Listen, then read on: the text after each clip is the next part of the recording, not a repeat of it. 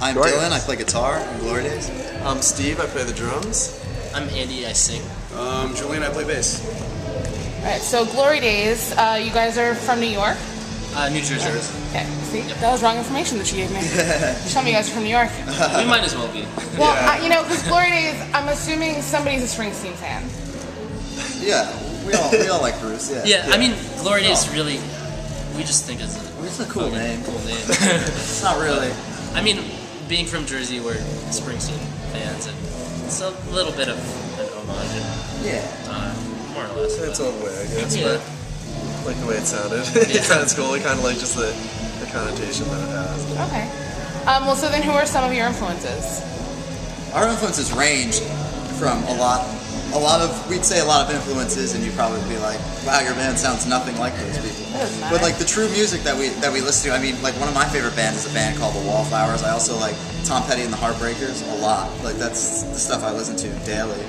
I mean, a lot of these guys listen to some different stuff too. It's like you're very eclectic, like It's kind of all over the board. I mean, we don't listen to music thinking like, oh, we should try and sound like this, or like we should try and sound like this meets this. And I don't know. We just write music. I don't know. It may sound selfish, but we write music for ourselves. We write what we love and what we find to be cool, you know? Yeah. What we find to be something that we want to listen to. And that's it. We just try to modernize ourselves into a new wave rock band. Well, so, but who do you guys listen to? Like you said, Tom Petty. like John Mayer. I've been into the Script a lot lately. Yeah. I've listened to a lot of like classic rock for some reason. Just like on a huge classic rock kick. It's always good. I've grown up and still do listen to a lot of like punk rock and hardcore. Like, those are my influences. I mean, sound nothing like a punk rock band or it's hardcore funny. band, but like, like it's the music I like to play, but that's like the music I listen to like mostly. So Yeah, so we all listen to like we all listen to all the same music typically, but we take everything we can from each of those things. Like I listen to the Wallflowers and Tom Petty and a lot of Americana type stuff like that. And he'll listen to like a lot of classic rock stuff, and his drumming will be like a style of that. But then we also all listen to pop music too, so we try to incorporate a pop essence within a modern rock sound.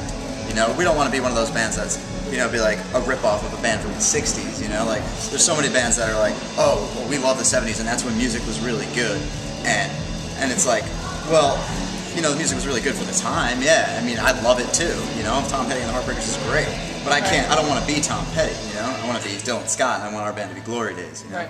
So it's important to take from everything, I think. So you guys started out last January, is that? Yeah, that's correct. Yep. And in May, so 5 months later, you were in the iTunes Top 100. Yeah. How, that seems really fast. How did you guys handle that? What? Yeah, it was crazy. I mean, from day one, really before we even released a song, we were already promoting through Twitter or Facebook or even at shows, passing out flyers and stuff. But we really just tried to build up to the release of the EP that actually got us in the top 100. But I mean, it really is more just kind of actually taking the time to talk to the fans and getting to know them on more of like a personal level and letting them get to know us on a more personal level. Of course, you got to draw the line somewhere, but I mean, we like to kind of open our personal world up to our fans and let them see what we're actually like as people, because it's not all about music at the end of the day, it's about who we are. Right. So I don't know, it's a lot of that, a lot of just being personable with people one-on-one, And do you feel like, because with Twitter, there's so much more access to bands now than even 10 years ago, 5 years ago. Does that worry you at all with how involved people can get? Is there a downside to that? I mean, I guess so, but we're just as a band, we like to be very transparent. We like our fans to see just the kind of people we are, and I feel like that's part of the reason why a lot of fans like our band. You know what I mean? And Twitter is very big for us. It's a good way to get in touch with a bunch of fans everywhere. A lot of people take it for granted when their fans answer them on their Twitter. They don't ever answer, you know, and that's not really, in my opinion, it's not really the right thing to do. I mean, if they're taking the time to talk to you, you should probably try to talk back and thank them, you know, and that's what we always do, and we take the time, like we schedule time to do that, to make sure that, because that's a very important thing.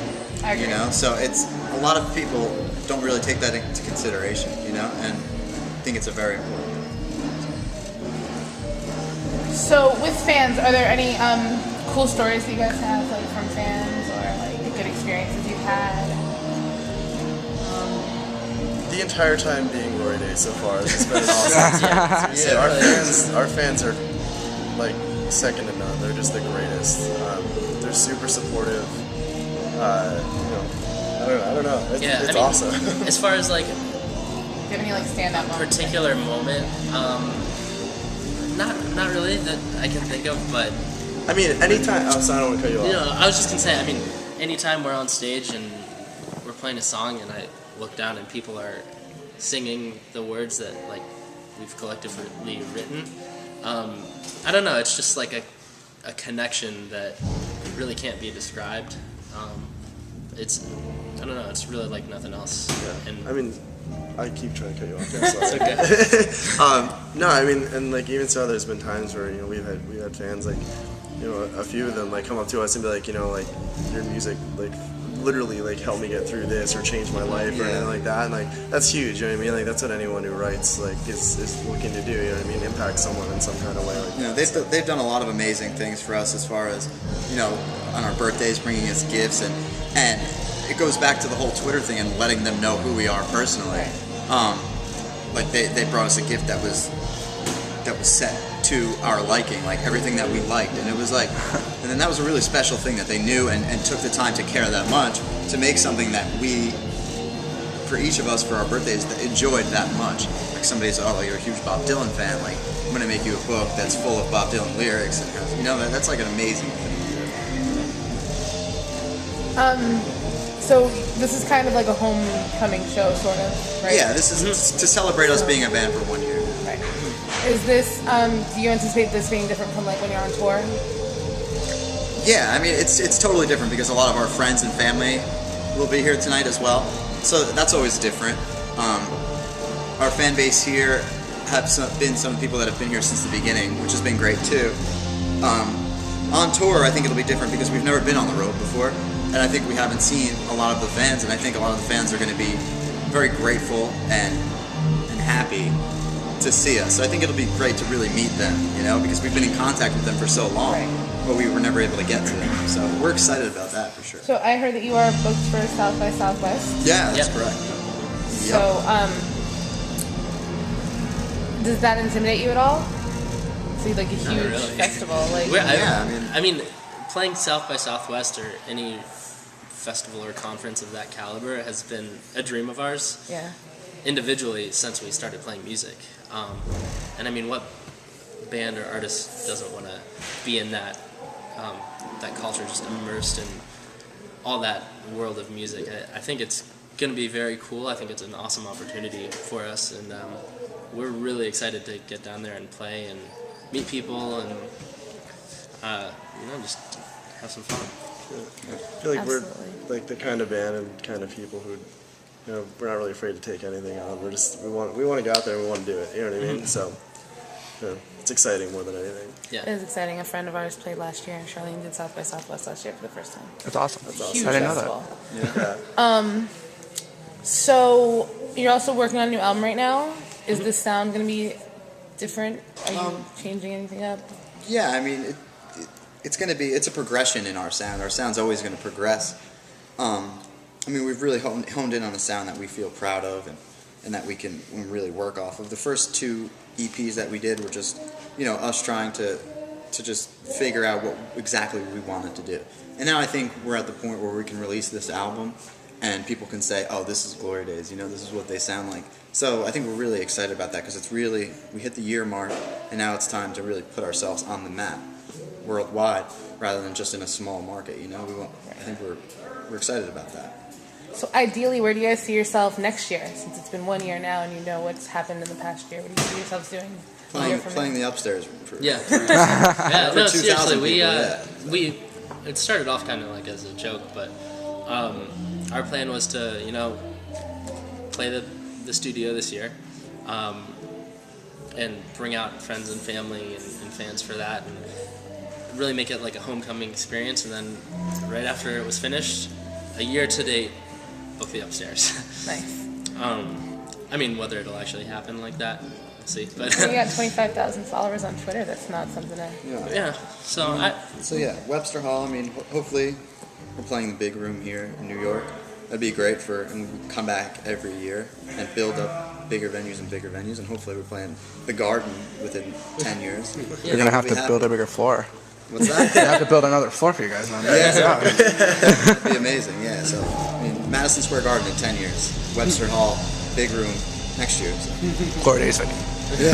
yeah. There you go. Glory days. 10 years. It's all about taking baby steps, especially when you're an unsigned band. It's tough because you don't really get the financial support that a signed band would, obviously.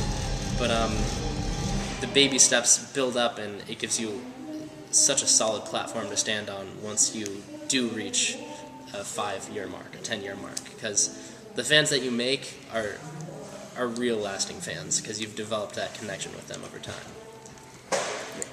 Can you tell my viewers where they can get your information, like what your Twitter handles are and all that kind of stuff? Yeah, Twitter is twitter.com/weareglorydays. We've got a website, it's glorydaystheband.com. Facebook is glorydaystheband.com. No, it's Facebook Glory Days the Band. Yeah, facebook.com/glorydaystheband, as well as our personal Twitters at Dylan Scott, At the Steve Patrick. Andy Tongren. At Julian Dimagiba, I'm not going to spell it for you. You'll find it. You'll find us. Because we're true fans, you look it up. Yeah, but you can find us everywhere online, and we're there, and we're there to talk and be a friend, Yep. Oh, thank you guys so much. Yeah, thank you for having having us. us. Thanks for Appreciate having it. us. Awesome.